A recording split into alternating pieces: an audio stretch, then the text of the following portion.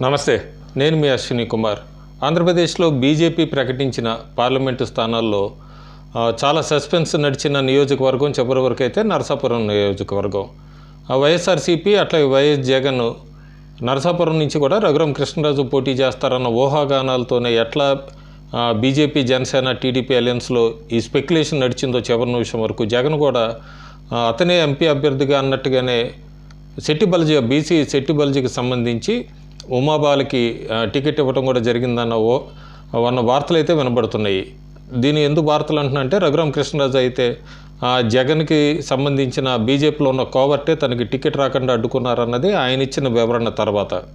కానీ ప్రస్తుతానికి ఏదైనా ఉమాబాల వర్సెస్ శ్రీనివాస వర్మ బీజేపీ నుంచి లేదా కూటమి నుంచి వీళ్ళిద్దరి మధ్య పోటీ ఉండిపోతుంది లోక్సభ ఎన్నికల్లో నరసాపురంకి. రఘురామ కృష్ణరాజుకి ఎందుకు టికెట్ ఇవ్వలేదు, లేదంటే దాని మీద వస్తున్న విమర్శలు కానీ లేకపోతే స్పెక్యులేషన్స్ కానీ సోషల్ మీడియాలో తెలుగుదేశం పార్టీ చేస్తున్న ప్రచారాలు ఇవన్నీ పక్కన పెడితే కనుక రఘురామ కృష్ణరాజు కూడా ఆయన వ్యక్తిగతంగా కూడా చాలామంది బీజేపీ నాయకుల మీద విమర్శలు చేస్తూ వస్తూనే ఉన్నారు. ఇంకా ఇప్పటికీ కూడా ఎక్కడా కూడా బీజేపీ ఆయనకి టికెట్ ఇస్తారని కానీ లేదా అసలు ఆయన బీజేపీ తరఫున పోటీ చేస్తారు నరసాపురం నుంచి అన్న అప్లికేషన్ కూడా ఇవ్వలేదు. ఆయన ఆశావాహుల లిస్టులో కూడా ఆయన పేరు ఎక్కడా లేదు. బీజేపీ తరఫున నరసాపురం టికెట్లు ఆశావాహుల లిస్టులో కూడా పాకా సత్యనారాయణ పేరు ఉంది లేదా శ్రీనివాస వర్మ పేరు ఉందే తప్ప రఘురామ కృష్ణరాజు పేరు కూడా ఎక్కడ తెర మీద లేదు. ఆయన కూడా ఆశావాహుల లిస్టులో ఎక్కడ కూడా అప్లై చేసినట్టుగా కూడా లేదు. కాకపోతే ఆయన కాన్ఫిడెన్స్ ఒక బహిరంగ సభలో మాట్లాడుతూ కూడా నరసాపురం టికెట్ నాదే, బీజేపీ లేదా జనసేన లేదా టీడీపీ నుంచి ఏదైనా సరే నేనే ఉంటానంటూ కూడా ఆయన బహిరంగంగానే మాట్లాడారు. కానీ అక్కడ బీజేపీ తరఫున ఆయన కమిట్మెంట్ అనేది ఎక్కడా కూడా లేదు. ఆయన కూడా అప్లై చేసుకోలేదు. శ్రీనివాస వర్మకి ఇచ్చాక భూపతిరాజు శ్రీనివాస వర్మకి ఇచ్చాక చాలామంది ఎవరి శ్రీనివాస వర్మ రఘురామ కృష్ణరాజుకి ఇచ్చుంటే బాగుండేది, లేదా రఘురామ కృష్ణరాజు అయితేనే పోటీ ఉండేది, లేదా రఘురామ కృష్ణరాజే గత 4.5 సంవత్సరాలుగా తెలుగుదేశం జగన్ మీద ఇట్లా విమర్శలు చేస్తూ వస్తున్నారు, ఇలాంటి వాళ్ళని బీజేపీ పక్కన పెట్టింది అన్న విమర్శలను పక్కన పెడితే భూపతిరాజు శ్రీనివాస వర్మ ఆయన కార్యకర్తగా దాదాపు 35 సంవత్సరాల నుంచి బీజేపీ కోసం పోరాడుతున్న వ్యక్తి, బీజేపీలో నిలబడిన వ్యక్తి, ఎంతోమంది కోసం నిలబడి పార్టీని వదిలేసినా కూడా ఆయన బీజేపీనే నమ్ముకునే ఉన్నాడు 2024 వరకు. ఒక్కసారి మనం శ్రీనివాస వర్మ ప్రొఫైల్ చూసుకుంటే భూపతిరాజుది ఎంపీ క్యాండిడేట్గా పోటీ చేసిన ఆయన రాజకీయ ప్రస్థానం కూడా చూసుకుంటే కనుక ఆయన బీజేపీకి చీఫ్ ఎలక్షన్ ఏజెంట్గా 1996 నరసాపురం పార్లమెంటు స్థానానికి పనిచేశారో అప్పుడు క్యాండిడేట్ పాకా సత్యనారాయణ. ఈయన కూడా మళ్ళీ పోటీ చేయడానికి ఆశావాహుల లిస్టులో పెట్టుకున్నారు. కానీ ఎక్కడ రఘురామ కృష్ణరాజు పేరైతే లేదు. 96లో ఈ శ్రీనివాస వర్మ 96లో కూడా పార్లమెంట్ ఇన్ఛార్జిగా పనిచేశారు. తర్వాత 98 ఎలక్షన్లు జరిగినప్పుడు కూడా ఇదే Srinivasa Varma chief election agent బీజేపీకి. అప్పుడు బీజేపీ ఎంపీగా పోటీ చేసింది పరకాల ప్రభాకర్ నరసాపురం నుంచి. పరకాల ప్రభాకర్ ఎంపీగా ఓడిపోయి బీజేపీని వదిలేసి వెళ్ళిపోయినా కూడా శ్రీనివాస వర్మ అట్లాగే బీజేపీ పార్టీలోనే ఉన్నారు. అట్లాగే కృష్ణరాజు సినీ నటుడు దివంగత ఎంపీ అప్పుడు కృష్ణరాజు ఆయన కాకినాడగా ఎంపీగా ఉంటే తీసుకుని బీజేపీలోకి వచ్చి నరసాపురం నుంచి పోటీ చేయించిన వ్యక్తి శ్రీనివాస వర్మ. అందుకే కృష్ణరాజు పోటీ చేస్తున్నప్పుడు 99లో నరసాపురం నుంచి కూడా ఇదే Srinivasa Varma chief election agent బీజేపీగా ఉన్నారు. కృష్ణరాజు ఆ ఎన్నికల్లో గెలిచారు 99లో భారీ మెజారిటీతో.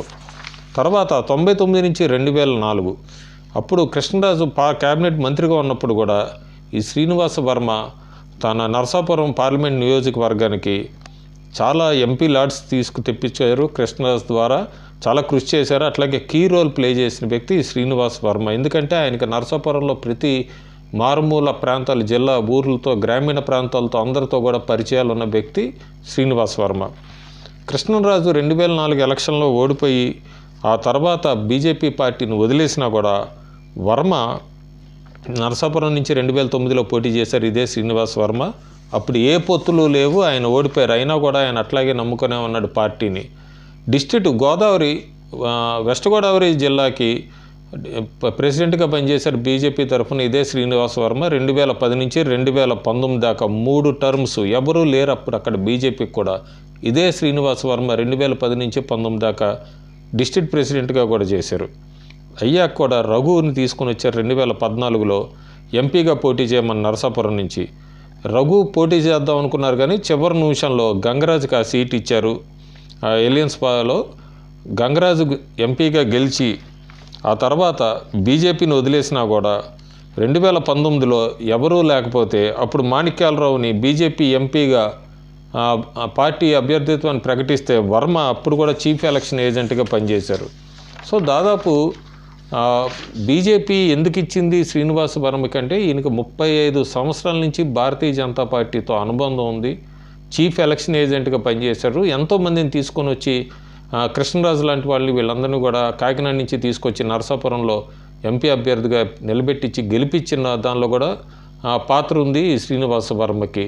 ఈరోజు చెప్తున్న వాళ్ళందరూ కూడా రఘురామ్కి ఇవ్వట్లేదు అంటున్న వాళ్ళు ఇప్పటి తరం వాళ్ళేమో కానీ శ్రీనివాస వర్మకి దాదాపు 30 సంవత్సరాల నుంచి పార్టీతో అనుబంధం ఉంది. పార్టీని నమ్ముకునే ఉన్నారు. ఎంతోమంది ఓడిపోయాకో గెలిచాకో పార్టీలు మారినా కూడా శ్రీనివాస వర్మ మాత్రం బీజేపీతో పూర్తిగా ఉన్నారు. అందుకే ఇప్పుడు ఆంధ్రప్రదేశ్ లిస్టులో కూడా చూస్తే చాలామంది చెప్తున్నది నిజమైన బీజేపీ కార్యకర్తకు కానీ నిజంగా బీజేపీ ఐడియాలజీ ప్రకారం బీజేపీ సిద్ధాంతం ప్రకారం ఆ సీట్ ఇచ్చింది శ్రీనివాస వర్మకే. అందుకే శ్రీనివాస వర్మని గెలిపించండి అని చెప్పి కూడా ఆంధ్రప్రదేశ్లో బీజేపీ క్యాడరు, తెలంగాణలో బీజేపీ క్యాడర్ కూడా ట్విట్టర్లో హోరెత్తిస్తున్నారు. అట్లాగే నాకు పర్సనల్గా కూడా కామెంట్ పెట్టారు ఆయన గురించి చెప్పమంటేనే నేను ఈ ఐటెం చేస్తున్నాను.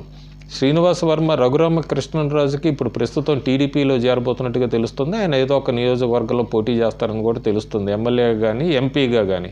కానీ నరసాపురం విషయంలో మాత్రం బీజేపీ తీసుకున్నది చాలా మంచి నిర్ణయం అని చెప్పి 2 తెలుగు రాష్ట్రాల్లో బీజేపీ క్యాడర్ అయితే హ్యాపీ. రేపు పొద్దున ఫలితం ఎలా ఉంటుంది అనేది మనం చెప్పలేము. ఎందుకంటే అవతల చాలా ఆర్థికంగా గట్టి బలం ఉన్న వ్యక్తినే దింపాడు వైఎస్ఆర్సీపీ నుంచి. ఒకవేళ ఆవిడకి అంత అండదండ లేకపోయినా కూడా అధికార పార్టీ ముఖ్యమంత్రి వైపు నుంచి కూడా సహాయ సహకారాలు బాగా ఉంటాయని వినబడుతుంది. ఎందుకంటే ఆ క్యాండిడేట్ని నిలబెట్టిందే రఘురామ కృష్ణరాజుకి పోటీ. కానీ ప్రస్తుతానికి నరసాపురం మాత్రం ఇటు రఘురామ కృష్ణరాజుది ఎంతవరకు ఆ విషయాన్ని ఆయన క్యాడర్ ఎంతవరకు ఈయనకి సపోర్ట్ చేస్తారనేది మనం వేచి చూడాలి. కానీ శ్రీనివాస్ వర్మ అని క్యాండిడేట్గా అనౌన్స్ చేయడంలో మాత్రం బీజేపీ ఆచితూచి అడుగులు వేసింది. సిద్ధాంతాలు నమ్ముకొని 30 సంవత్సరాల నుంచి పార్టీలో ఉన్న వ్యక్తికే టికెట్ ఇచ్చింది. ఆయనకి ప్రతి గ్రామాల్లో కూడా ఆయనకు బాగా పరిచయాలు ఉన్నాయి.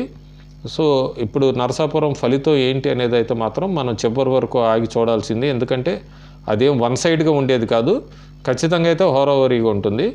మనం జూన్ 4వ తారీఖు ఫలితాల వరకు కూడా నరసాపురం అనేది ఒక కీన్ కాంటెస్ట్ అనేది అయితే మాత్రం మనం చెప్పచ్చు. Thank you.